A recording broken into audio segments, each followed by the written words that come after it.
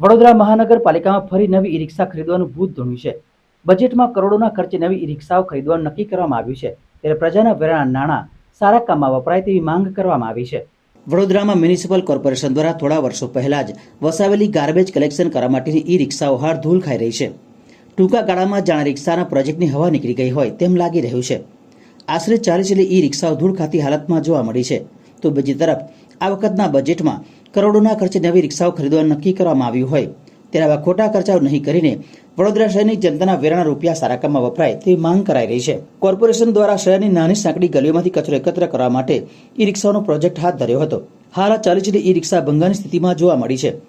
જાગૃત નાગરિકે જણાવ્યું હતું કે વડોદરા શહેર સ્માર્ટ સિટી, વડોદરા શહેર સંસ્કારી નગરી અને વડોદરા શહેરમાં સ્વચ્છતા અભિયાનના કાર્યક્રમો કાગળ પર રહ્યા છે, તેમ પાલિકા દ્વારા ટૂંક સમય પહેલા ઈ રિક્ષાઓ ખરીદાઈ હતી અને દાતાઓ દ્વારા ઈ રિક્ષા અપાઈ હતી, પરંતુ આ રિક્ષાઓ 6-8 મહિનાની અંદર ભંગાર હાલતમાં થઈ ગઈ, બેટરી બગડી ગઈ, વાયરો તૂટી ગયા અને અંદરનો સામાન ચોરાઈ ગયો છે અને એ રીતની અત્યારે જોઈ શકાય છે કે ખડકલો ઊભો થયો છે। પાલિકા ડ્રાફ્ટ બજેટમાં નવી ઈ રિક્ષાઓ ખરીદવાની ચર્ચા કરી છે।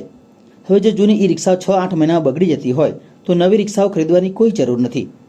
બીજી બાજુ 50 કરોડ જેટલો સફાઈનો વેરો ઝીંકવામાં આવ્યો છે, તો શું ઈ રિક્ષાઓ કામ લાગશે? ત્યાં ઈ રિક્ષાઓ નાની ગલીઓ માટે છે, પરંતુ કોઈ ડ્રાઈવર હોતા નથી, ચલાવનાર હોતા નથી।